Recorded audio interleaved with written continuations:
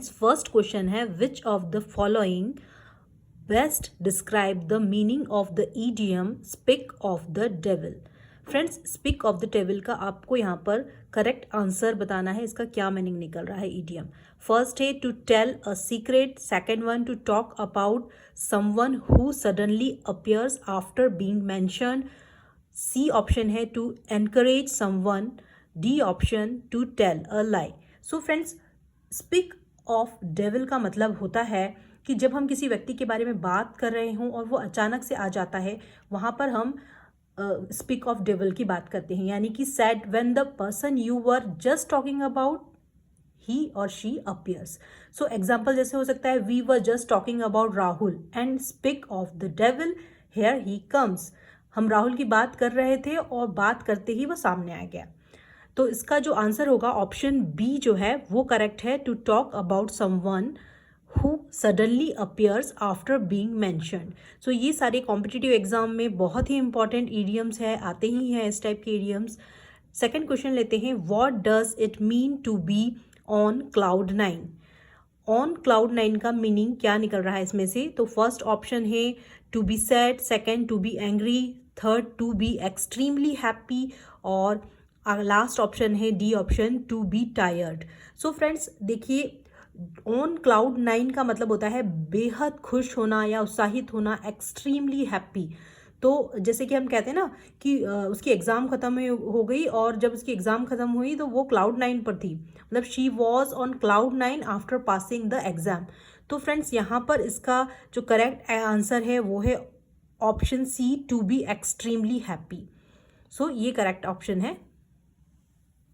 Next question है, what happened when someone lets the cat out of the bag. इसका मतलब क्या होता है कि lets the cat out of the bag.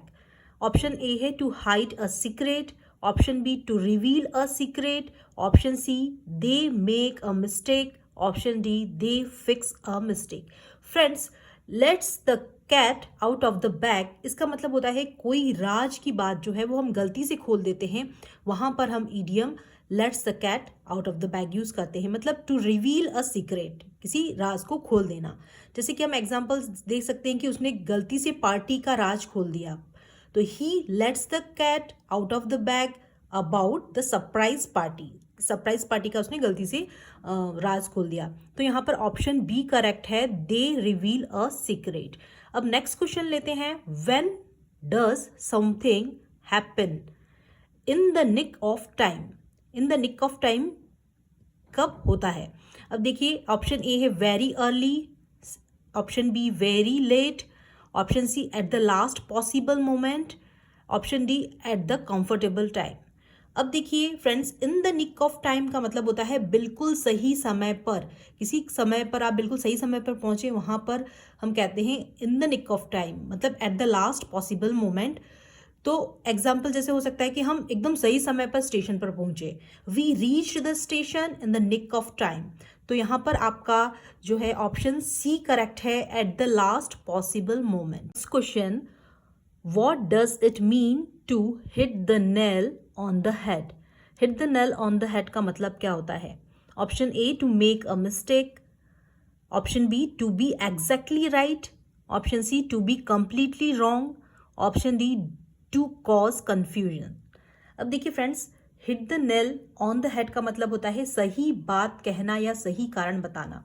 To be exactly right about something, यानी कि जैसे कि हम कह सकते हैं कि तुम्हारा जवाब एकदम सही था, you hit the nail on the head with your answer. मतलब तुम्हारा क्वेश्चन का जो आंसर था वो एक बिल्कुल सही था, तो you hit the nail on the head with your answer. तो आपका कौन सा जो ऑप्शन करेक्ट होगा? To be exactly right. So option B is correct.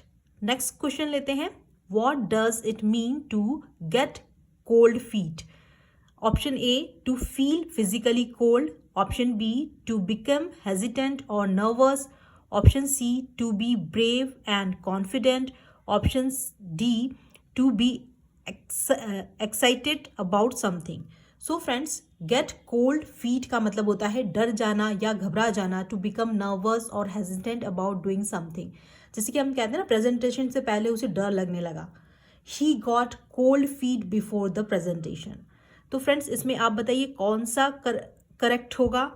जो है ऑप्शन इसमें होगा टू बिकम हेजिटेंट और nervous. So option B is correct.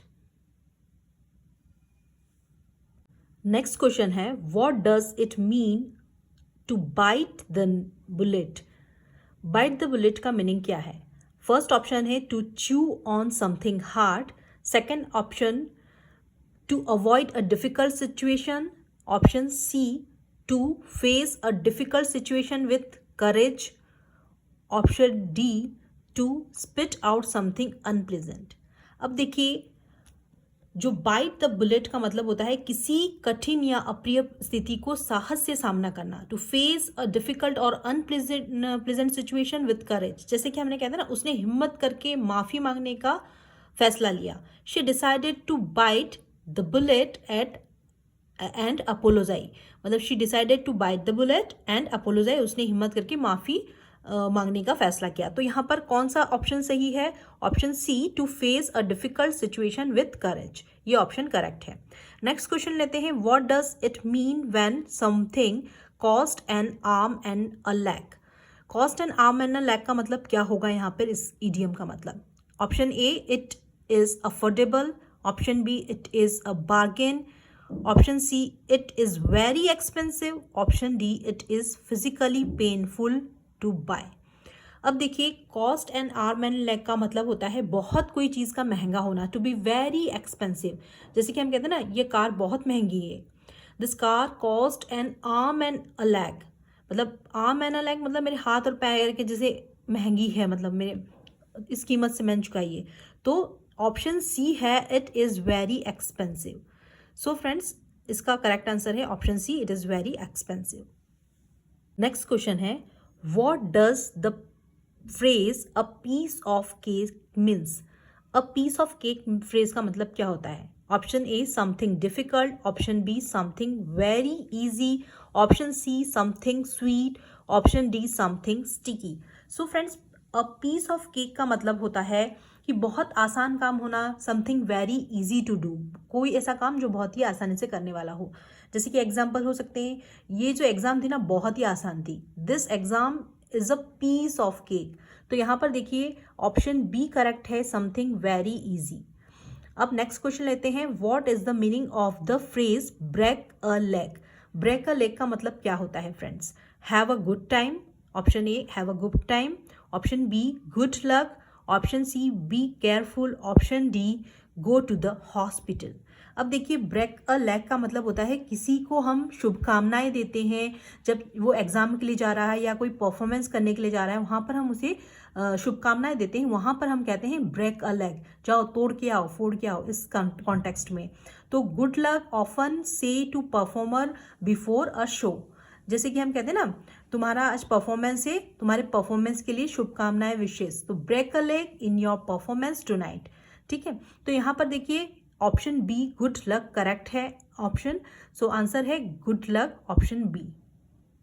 So friends, if this video add any value in your English learning journey, please do subscribe my channel and don't forget to hit the bell icon, जिससे कि मुझे आपका प्यार और motivation मिलता रहे इस तरह की और वीडियो को लाने के लिए। सो फ्रेंड्स, वीडियो को ज़्यादा से ज़्यादा शेयर करें, लाइक करें, अपने फ्रेंड्स और फैमिली के बीच में इसे शेयर करें और मेरे चैनल को ज़रूर सब्सक्राइब भी करें, जिससे कि मुझे आपका प्यार और मोटिवेशन मिलता रहे।